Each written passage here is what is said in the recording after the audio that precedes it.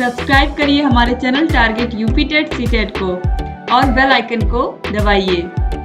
Hello दोस्तों, स्वागत है आप सभी का। देखिए, जो उत्तर प्रदेश के प्राइमरी विद्यालय हैं उनको लेकर के एक बहुत बड़ा मामला जो है, एक बहुत बड़ी सूची तैयार की जा रही है। उसको लेकर के पूरा मामला क्या चल रहा है यहाँ पे हम देखेंगे, और क्या प्राइमरी विद्यालय जो हैं जिसमें 50 से कम संख्या है वह बंद होने वाले हैं। तो ये सारा जो है हमारा टॉपिक है और बहुत ही सीरियस मैटर है, क्योंकि इससे जो है बच्चों का भविष्य जुड़ा हुआ है, जो अभी के शिक्षक हैं उनका भविष्य जुड़ा हुआ है, जो आने वाली भर्तियां हैं उसका भविष्य जुड़ा हुआ है। तो चलिए डिस्कशन करते हैं हम लोग यहाँ पे। देखिए, सभी जिलों में लगभग आप देखेंगे तो एक लिस्ट जो है तैयार की जा रही है। कैसी लिस्ट तैयार की जा रही है, देखिए यहाँ पे समझिए ये क्या है, ये निर्देश क्या है। यहाँ पे देखिए, कार्यालय बेसिक शिक्षा अधिकारी लखनऊ। यहाँ पे आपको पता है कि हर एक जिले में बेसिक शिक्षा अधिकारी एक होते हैं, और लखनऊ के जो बेसिक शिक्षा अधिकारी हैं उन्होंने यहाँ पे देखिए निर्देश जारी किया है, समस्त खंड शिक्षा अधिकारी ग्रामीण नगर क्षेत्र लखनऊ। तो आपको पता है कि ब्लॉक पे क्या होते हैं, खंड शिक्षा अधिकारी होते हैं, जो पूरे ब्लॉक में प्राइमरी स्कूल में क्या चल रहा है उसके हेड होते हैं। ठीक, अब उनको क्या निर्देश जारी किया गया है, यहाँ पे विषय देखिए क्या है। विषय है 50 से कम नामांकन वाले विद्यालयों का एकीकरण किए जाने के संबंध में। अब देखिए, 50 से कम नामांकन मतलब कि जिस विद्यालय में 50 से कम बच्चों का नामांकन हुआ है, अर्थात जिसमें 50 से कम बच्चे पढ़ रहे हैं, ऐसे विद्यालयों के एकीकरण। एकीकरण का मतलब क्या होता है? एकीकरण का मतलब होता है कि समायोजन, एक तरह से कि दो विद्यालयों को मर्ज कर देना, मिला देना, एक कर देना। ठीक, अब पूरा न्यूज समझिए यहाँ पे कि उपर्युक्त विषयक महानिदेशक स्कूल शिक्षा एवं राज्य परियोजना निर्देशक कार्यालय द्वारा अधो हस्ताक्षरी की मासिक समीक्षा बैठक में प्रदत्त निर्देश के अनुसार आपको निर्देशित किया जाता है कि आपके विकास खंड में 50 से कम नामांकन वाले विद्यालयों के समीपस्थ विद्यालय की सूचना उपलब्ध कराएं। अब यहाँ पे जो जिला के अधिकारी हैं, जिला बेसिक शिक्षा अधिकारी, ये क्या बोल रहे हैं कि एक मीटिंग हुई है, जो महानिदेशक हैं स्कूली शिक्षा राज्य परियोजना के, उनकी मीटिंग हुई है, जिसमें निर्देश मिला है कि 50 से कम नामांकन वाले जो विद्यालय हैं उनके समीपस्थ उन विद्यालय, ऐसे विद्यालय जो जिनमें 50 से कम संख्या है, उसके जो नजदीकी विद्यालय हैं उसका डिटेल देना है। इनको किनको देना है? जो खंड शिक्षा अधिकारी हैं। ठीक है, अपने ब्लॉक का डिटेल यही लोग तो देंगे, क्योंकि ये ब्लॉक के अधिकारी हैं। अब यहाँ पे समझिए कि विद्यालय एकीकरण में इनका विशेष ध्यान रखा जाए कि एक विद्यालय से दूसरे विद्यालय के बीच में नदी, नाला, नेशनल हाईवे, रेलवे ट्रैक इत्यादि ना हो, जिससे किसी प्रकार की अप्रिय स्थिति उत्पन्न होने की संभावना ना हो। ऐसे विद्यालयों की सूचना निम्न प्रारूप 3 दिवस के अंदर उपलब्ध कराएं। अब देखिए यहाँ पे क्या है, क्रमांक संख्या है, विकास खंड है, ग्राम पंचायत है, और 50 से कम नामांकन वाले विद्यालय का नाम है। विद्यालय का यूडाइस कोड, एक यूनिक कोड होता है विद्यालय का, और वर्तमान में छात्र की कितनी संख्या है, और एकीकरण होने वाले विद्यालय का नाम, किस विद्यालय में उस विद्यालय को मिलाया जाएगा, और ग्राम पंचायत यूडाइस कोड, एकीकरण होने के पश्चात क्या छात्र संख्या होगी, और 50 से कम नामांकन वाले विद्यालय से एकीकरण वाले विद्यालय की अनुमानित दूरी। अब देखिए यहाँ पे इतना सारा डिटेल जो है मांगा जा रहा है बीएसए से, और ये बीएसए फॉरवर्ड किसको करेंगे? ये महानिदेशक जो है स्कूली शिक्षा के, उनके पास जाएगा। उन्हीं का ये निर्देश है कि डेटा आप लाइए, ऐसे स्कूलों का डेटा लाइए जिसमें 50 से कम संख्या है, और उसके बाद उस विद्यालय के नजदीकी कौन सा विद्यालय है जिसमें उसको मर्ज किया जा सकता है, और कितनी दूरी है। और कहीं कहीं आप न्यूज में देखेंगे तो 2 से 3 किलोमीटर की दूरी आपको मिलेगी कि 2 से 3 किलोमीटर की दूर के विद्यालय पे भी मर्ज किया जा सकता है। अब दो गांवों के बीच में डिस्टेंस लगभग इतनी हो भी जाती है, लेकिन यहाँ पे इन्होंने ध्यान रखा है कि बीच में नदी नाला रेलवे ट्रैक नेशनल हाईवे ना हो। लेकिन यहाँ पे देखिए अब पूरा आशय क्या निकल रहा है, इसका मतलब क्या निकल रहा है, इसका मतलब आप देखेंगे तो ऐसे विद्यालयों को कहीं ना कहीं बंद किया जा रहा है जिसमें 50 से कम संख्या है।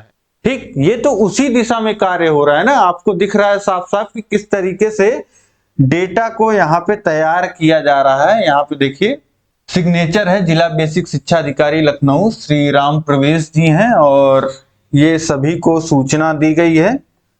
और साथ ही साथ इसी तरीके से आप देखिए कि कार्यालय बेसिक शिक्षा अधिकारी कानपुर देहात, और यहाँ पे भी देखिए कि जो जिला बेसिक शिक्षा अधिकारी हैं इन्होंने समस्त खंड शिक्षा अधिकारियों कानपुर देहात को ये सूचना जारी की है। और विषय यहाँ भी क्या, 50 से कम नामांकन वाले विद्यालयों की सूची के संबंध में।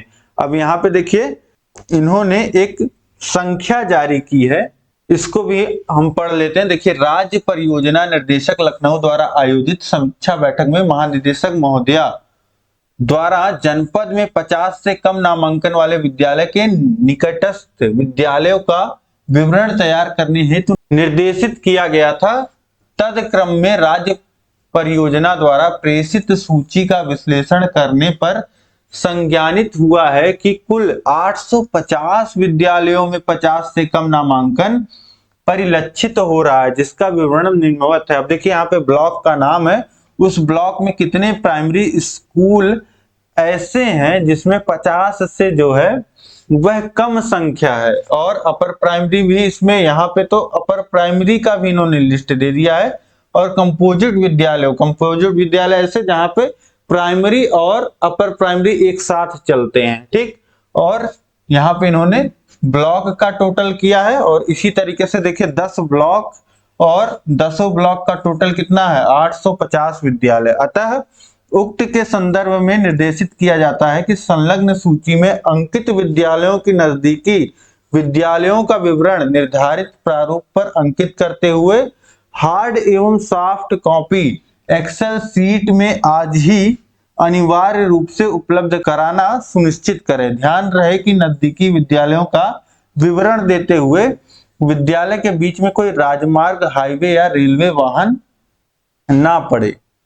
अब देखिए यहाँ पे जो जिला बेसिक शिक्षा अधिकारी हैं उन्होंने बता दिया है कि ये भाई आपके ब्लॉक हैं और इस ब्लॉक में इतने विद्यालय जो हैं वह ऐसे हैं जो कहीं ना कहीं ऐसे विद्यालय हैं जिनमें 50 से कम नामांकन है। तो ऐसे विद्यालयों का फिर यहाँ पे इन्होंने सूची ही मांगा है एक तरीके से कि कौन सा विद्यालय जो है नजदीकी है, और यहाँ पे कोई एक एक्सेल सीट होगा, कोई फॉर्मेट होगा जिसमें फॉर्मेट लगभग ऐसा ही होगा जो लखनऊ में जारी किया गया है। ऐसे ही फॉर्मेट भर करके जो खंड शिक्षा अधिकारी हैं उनको बीएससी कार्यालय में जमा कराना होगा। ठीक है, तो यहाँ पे भी देख रहे हैं कि लखनऊ में, कानपुर में, और इसके बाद आगे बात किया जाए तो इसी तरीके से लगभग हर एक जिले में, यहाँ पे देखिए ये तो पेपर की कटिंग है, यहाँ पे आप देख पा रहे हैं बंद हो सकते हैं जिले के 660 प्राथमिक विद्यालय। ये बरेली की खबर है।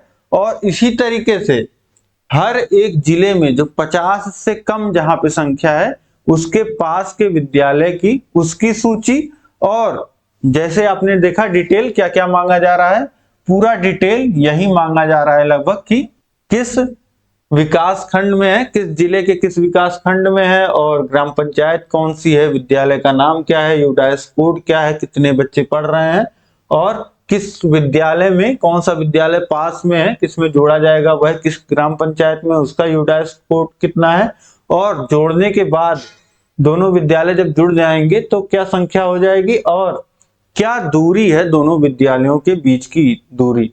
ये डेटा जो है ये मांगा जा रहा है हर एक बीएससी कार्यालय द्वारा। अब देखिए इस तरीके से इस जो ये कार्य किया जा रहा है ये आप समझ पा रहे होंगे किस दिशा में कार्य हो रहा है। ये कार्य हो रहा है कि जहां पे कम संख्या है उसको मिला दिया जाए ऐसे विद्यालय से जहां पे अधिक संख्या है।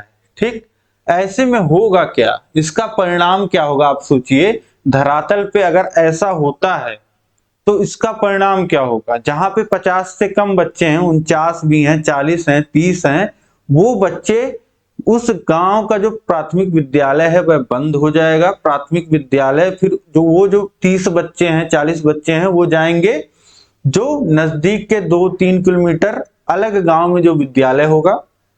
और आप समझिए प्राइमरी के बच्चे कितने बड़े होते हैं, उनकी उम्र क्या होती है। प्राथमिक में पढ़ने वाले बच्चे 1 से कक्षा 5 तक के लगभग आप समझिए कि 5 से 10 साल के बच्चे जो होंगे वो अपने गांव से दूसरे गांव में जाएंगे पढ़ने। तो ऐसे में गांव के रास्ते नहीं ठीक होते हैं और बच्चा अकेले जाने में डरेगा भी। तो बच्चे को किसी का साथ चाहिए होगा और या तो कोई साधन चाहिए होगा, तब बच्चा जा पाएगा दूसरे गांव में। इससे क्या होगा कि बच्चे जो हैं, जितनी संख्या होगी उससे कम संख्या ही अगले विद्यालय तक पहुंचेगी। 30 का आप समझ लीजिए 20 ही पहुंचेंगे, ठीक है, 15 ही पहुंचेंगे। तो इस तरीके से, और किस वर्ग के बच्चे पढ़ते हैं प्राथमिक विद्यालय में, आप अपने नजदीकी का जो प्राथमिक विद्यालय होगा वहां पे जाइएगा, आप देखिएगा किस वर्ग का बच्चा पढ़ता है प्राथमिक। ज्यादातर बच्चे ऐसे घरों के होते हैं जहां पे अभिभावक जो होते हैं डेली वेज पे, जो रोज जो है कमाते हैं और खर्च करते हैं, ऐसे लोगों के बच्चे जो होते हैं वो लगभग प्राइमरी में पढ़ते हैं।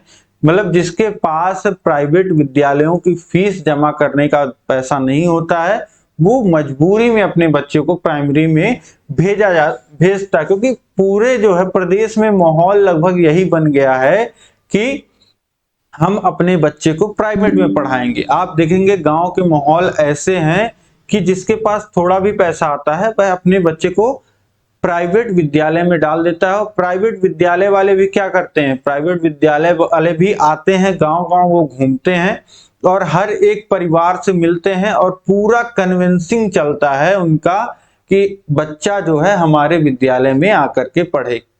मतलब वो 50 जुगत पूरा लगाते हैं कि किसी ना किसी तरीके से बच्चा जो है वो आके प्राइवेट में पढ़े, ठीक है। साधन हर एक गांव में आते हैं, जो प्राइवेट विद्यालय होते हैं उनके साधन, तो जो माँ बाप होते हैं वो फीस भी खर्च करते हैं, साधन का भी धन खर्च करते हैं। उसके बाद जो है आपको पढ़ाई का स्तर तो उसका तो कुछ पता ही नहीं रहता है कि क्या स्तर होगा।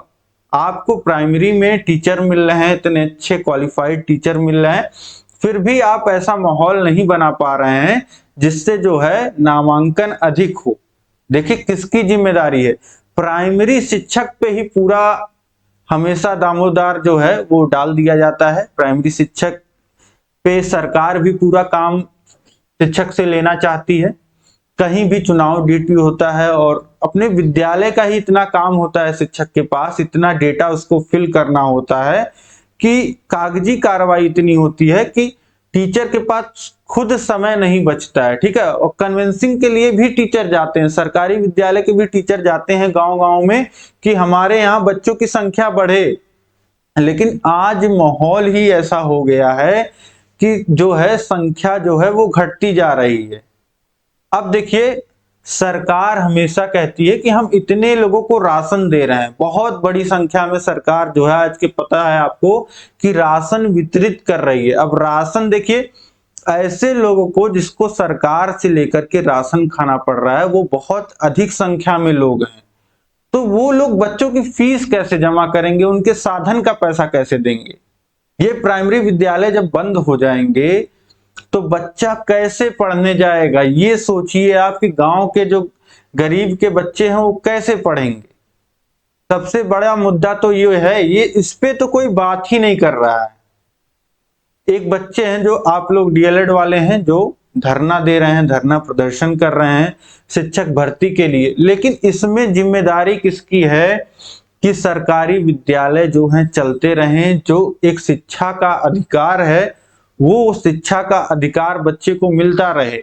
आप देखेंगे एक केस जो है जापान का, जो रेलवे विभाग है, उसने वहां पे सुदूर एक रेलवे स्टेशन था जहां पे कोई टिकट बिकती ही नहीं थी, लेकिन एक बच्ची थी जो विद्यालय पढ़ने जाया करती थी और फिर उन्होंने डिसीजन ले लिया था कि वे रेलवे स्टेशन को बंद कर देंगे क्योंकि सरकार का जो है खर्च जा रहा था। ठीक, लेकिन वहां पे क्या हुआ कि बच्चे को पढ़ना था, एक बच्ची को पढ़ना था, वो पढ़ने जाती थी, केवल एक पैसेंजर के लिए उन्होंने पूरा स्टेशन चलाया है जब तक बच्चे की पूरी जो शिक्षा व्यवस्था, पूरी शिक्षा जो है वो पूरी नहीं हो गई। तो अब यहाँ पे देखिए इंटेंशन, जापान की सरकार क्या संदेश देना चाहती थी और यहाँ पे क्या मानसिकता बन गई है लोगों की, और जो लोग इस तरीके से आदेश दे रहे हैं उनकी मानसिकता क्या है। आप समझिए कि क्या होगा। तो आपके क्या विचार हैं, आप कमेंट करके बताइए। आपको क्या लगता है कि इस आदेश से, इस तरीके से अगर विद्यालय बंद किए जाते हैं तो क्या फर्क पड़ेगा, और अगर इसको अपोज करना है तो किसको किसको अपोज करना चाहिए। और जो शिक्षक संगठन हैं, जो डीएलएड के संगठन हैं, जो ग्राम प्रधान हैं, जो लोग गांव में रहते हैं, पहले तो एक माहौल तो सेट करना पड़ेगा कि हाँ भाई हमारे बच्चे यहीं पढ़ेंगे, गांव में ही अच्छे से, यहाँ पे सुरक्षित हैं, यहाँ पे हमारे माहौल में है, तो इससे बेहतर क्या होगा। लेकिन ये सब तो लोगों को तय करना है। तो जरूर ही देखिए, बहुत ही इंपॉर्टेंट है। इस वीडियो को शेयर करिए सभी तक और लाइक करिए। देखिए सभी तक यह वीडियो पहुंचनी चाहिए तो सभी को ये जानकारी हो जाए कि आखिर चल क्या रहा है। ठीक है, तो उम्मीद है कि आपको यह जानकारी पसंद आई होगी। इसको लाइक शेयर करिएगा, चैनल को सब्सक्राइब करिएगा। मिलेंगे हम लोग नेक्स्ट जानकारी क्लास के साथ। जय हिंद।